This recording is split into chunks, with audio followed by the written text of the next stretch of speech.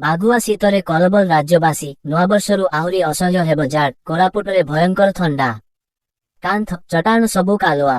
ଟାଙ୍କି ପାଣି ଯେମିତି ବରଫ। ପଦାକୁ ଗଲେ ଦେହ ହାତ ଥରାଉଛି। ମାଘ ଆସିନି, ହେଲେ ବାଘୁଆ ଶୀତ ଜନଜୀବନକୁ କଲବଲ କଲାଣି। ଆଗକୁ ଏ ଶୀତ ଆହୁରି ଅସହ୍ୟ ହେବ। ନୂଆବର୍ଷ ଯାଏ ଶୀତ ପ୍ରକୋପରୁ ନିସ୍ତାର ମିଳିବନି। ଆଗକୁ ବି ଜାରି ରହିବ ଏମିତି ଥଣ୍ଡା। ରାଜ୍ୟରେ ଗତ 2 ସପ୍ତାହ ହେବ ଭୀଷଣ ଶୀତ ଲାଗି ରହିଛି। ଟି ସ୍ଥାନରେ ରାତି ତାପମାତ୍ରା 10 ଡିଗ୍ରୀ ସେଲସିୟସ ତଳକୁ ଖସିଯାଇଛି। କୋରାପୁଟରେ ଭୟଙ୍କର ଶୀତ। ରାତି ତାପମାତ୍ରା ସ୍ୱାଭାବିକଠାରୁ ପ୍ରାୟ 8 ଡିଗ୍ରୀ କମିଛି। ଏଠାରେ ପାରଦ 4-8 ଡିଗ୍ରୀ ରହିଥିଲା। ଏହି ଥଣ୍ଡା 15 ବର୍ଷର ସବୁ ରେକର୍ଡ ଭାଙ୍ଗି ଦେଇଛି। ପାଣିପାଗ ବିଭାଗ ବିସ୍ତାରିତ ଆକଳନ ଅନୁସାରେ ଆସନ୍ତା ଜାନୁଆରୀ 1 ତାରିଖ ଯାଏ ରାଜ୍ୟରେ ସର୍ବନିମ୍ନ ତାପମାତ୍ରା ସ୍ୱାଭାବିକଠାରୁ 6 ଡିଗ୍ରୀ କମ୍ ରହିପାରେ। ତେବେ ଜାନୁଆରୀରୁ 8 ତାରିଖ ଯାଏ ପାରଦ ସ୍ୱାଭାବିକଠାରୁ 4 ଡିଗ୍ରୀ କମ୍ ରହିପାରେ। ଏ ବର୍ଷ ସବୁ ରେକର୍ଡ ଭାଙ୍ଗିଲାଣି ଶୀତର ଲମ୍ବା ଅବଧି। ଡିସେମ୍ବର ପ୍ରଥମ ସପ୍ତାହରୁ ରାଜ୍ୟରେ ଶୀତ ପ୍ରକୋପ ଜାରି ରହିଛି। ପ୍ରାୟ 20 ଦିନ ଧରି ଥଣ୍ଡାରେ ଥରୁଛନ୍ତି ରାଜ୍ୟବାସୀ। ବିଗତ ବର୍ଷମାନଙ୍କର ରେକର୍ଡ କହୁଛି, ଓଡ଼ିଶାରେ ଶୀତ ଋତୁରେ ଅତି ବେଶୀରେ 7 ଦିନ ଶୀତ ଲହରୀ ଅନୁଭୂତ ହୋଇଥାଏ। ଏ ବର୍ଷ ଶୀତ ଥମିବାର ନାଁ ଧରୁନି। ନୂଆବର୍ଷରୁ ରାଜ୍ୟରେ ପୁଣି ଶୀତ ବଢ଼ିବ। ଭୁବନେଶ୍ୱର ସମେତ ଅନ୍ୟ ସ୍ଥାନରେ ଶୀତ ବଢ଼ିବ। ରାତି ତାପମାତ୍ରା 3 ଡିଗ୍ରୀ ଖସିବ।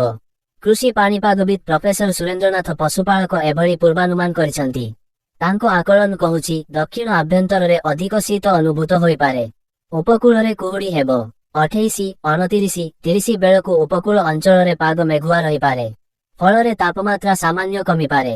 ଆସନ୍ତା 2 ଦିନ ସାମୁଦ୍ରିକ ବାୟୁ ପ୍ରବାହ ଯୋଗୁଁ ବାୟୁର ବେଗ କିଛି ବଢ଼ିବ କିନ୍ତୁ ତାପମାତ୍ରା କମିବନି। ଦକ୍ଷିଣ ବଙ୍ଗୋପସାଗରରେ ଘୂର୍ଣ୍ଣିବଳୟ। ପରେ ଏହା ଘନୀଭୂତ ହୋଇ ଲଘୁଚାପ ହେବ। କିନ୍ତୁ ଓଡ଼ିଶା ଉପରେ ପ୍ରଭାବ ପଡ଼ିବନି। ଜାନୁଆରୀ 2 ତାରିଖ ବେଳକୁ ଗ୍ରୀଷ୍ମରେଖାର ଦକ୍ଷିଣ ଗୋଲାର୍ଦ୍ଧରେ ଆଉ ଏକ ଲଘୁଚାପ ସୃଷ୍ଟି ହୋଇପାରେ। ଏହା ବଙ୍ଗୋପସାଗରୀୟ ସମ୍ଭାବ୍ୟ ଲଘୁଚାପର ଠିକ୍ ଦକ୍ଷିଣରେ ରହିବ। ସମ୍ଭବତଃ ଏହା ଅଧିକ ଘନୀଭୂତ ହେବନି। ଫଳରେ ବଙ୍ଗୋପସାଗରୀୟ ଲଘୁଚାପ ଅଧିକ ଘନୀଭୂତ ସମ୍ଭାବନା ନାହିଁ। ପ୍ରାୟ ସପ୍ତାହ ସମୁଦ୍ରରେ ରହିଲେ ବି ଏହା ବଳ ଗୋଟାଇବନି ବୋଲି ସେ କହିଛନ୍ତି। 7 ତାରିଖ ଯାଏ ପୂର୍ବ ଓ କେନ୍ଦ୍ରୀୟ ଓଡ଼ିଶାରେ ରାତି ତାପମାତ୍ରା ସ୍ୱାଭାବିକଠାରୁ 4 ଡିଗ୍ରୀ କମ୍ ରହିପାରେ ବୋଲି ପାଣିପାଗ ବିଭାଗର ବିସ୍ତାରିତ ଆକଳନରେ କୁହାଯାଇଛି। ସେହିଭଳି ଓଡ଼ିଶାର ବିକ୍ଷିପ୍ତ ସ୍ଥାନରେ କୁହୁଡ଼ି ଦୃଶ୍ୟମାନ ହୋଇପାରେ ବୋଲି ଡି ଆକଳନ କରିଛି। 31 ତାରିଖ ଯାଏ ଓଡ଼ିଶାର କିଛି ସ୍ଥାନରେ ରାତି ତାପମାତ୍ରା 10 ଡିଗ୍ରୀ ରହିପାରେ। ସେହିଭଳି ଓଡ଼ିଶାର ବିକ୍ଷିପ୍ତ ସ୍ଥାନରେ ରାତି ତାପମାତ୍ରା ସ୍ୱାଭାବିକଠାରୁ ଡିଗ୍ରୀରୁ 5 ଡିଗ୍ରୀ କମ୍ ରହିପାରେ ବୋଲି ଡି ଆକଳନ କରିଛି। ଶନିବାର କନ୍ଧମାଳ, କୋରାପୁଟ, ନୟାଗଡ଼, ଗଞ୍ଜାମ, ଜଗତସିଂହପୁର, କଟକ, ଢେଙ୍କାନାଳ, ଅନୁଗୁଳ ଓ ଖୋର୍ଦ୍ଧାର କିଛି ସ୍ଥାନରେ ଘନ କୁହୁଡ଼ି ଦୃଶ୍ୟମାନ ହୋଇପାରେ। 28 ରେ ଖୋର୍ଦ୍ଧା, ପୁରୀ ଓ ଜଗତସିଂହପୁରରେ ଘନ କୁହୁଡ଼ି ଦେଖାଦେଇପାରେ।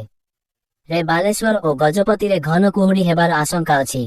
ଶନିବାର ରାତିରେ ଆଭ୍ୟନ୍ତରୀଣ ଓଡ଼ିଶା ଓ ଦକ୍ଷିଣ ଓଡ଼ିଶାର ଅଧିକାଂଶ ସ୍ଥାନରେ ରାତି ତାପମାତ୍ରା 10 ଡିଗ୍ରୀ ତଳେ ରହିପାରେ। କୋରାପୁଟରେ 6 ଡିଗ୍ରୀ, ଝାରସୁଗୁଡ଼ାରେ 7, ରାଉରକେଲାରେ 8, ସୁନ୍ଦରଗଡ଼ ଓ ନବରଙ୍ଗପୁରରେ ପାରଦ 9 ଡିଗ୍ରୀ ରହିପାରେ। ଗୁରୁବାର ରାତିରେ କୋରାପୁଟରେ ହାଡ଼ଭଙ୍ଗା ଶୀତ ହୋଇଛି। ଏଠାରେ ରାତି ତାପମାତ୍ରା 4-8 ଡିଗ୍ରୀ ଥିଲା। 1969 ଡିସେମ୍ବରରେ କୋରାପୁଟରେ ପାରଦ ସବୁଠୁ କମ୍ 3 ଡିଗ୍ରୀ ଛୁଇଁଥିଲା। ତେବେ ଗୁରୁବାରର ଶୀତ ଗତ 15 ବର୍ଷର ରେକର୍ଡ ଭାଙ୍ଗିଛି। 2011 ମସିହା ଡିସେମ୍ବରରେ ଡିଗ୍ରୀ, 2012 ଡିସେମ୍ବରରେ 9, 2, 2013 ଡିସେମ୍ବରରେ 8, 1 ଡିଗ୍ରୀ, 2014 ଡିସେମ୍ବରରେ 6, 4 ଡିଗ୍ରୀ, 2020 ଡିସେମ୍ବରରେ 6, 6 ରେକର୍ଡ ହୋଇଥିଲା। ଗୁରୁବାର ରାତିରେ ଦାରିଙ୍ଗବାଡ଼ିରେ 6, 5, ଝାରସୁଗୁଡ଼ାରେ 7, 2, ରାଉରକେଲାରେ 8, ନବରଙ୍ଗପୁରରେ 8, 5, ସୁନ୍ଦରଗଡ଼ରେ 9, ଭବାନୀପାଟଣାରେ 9, 8, ବଲାଙ୍ଗୀରରେ 10, 2, ସୋନପୁରରେ 10, 6 ଡିଗ୍ରୀ ରେକର୍ଡ ହୋଇଥିଲା।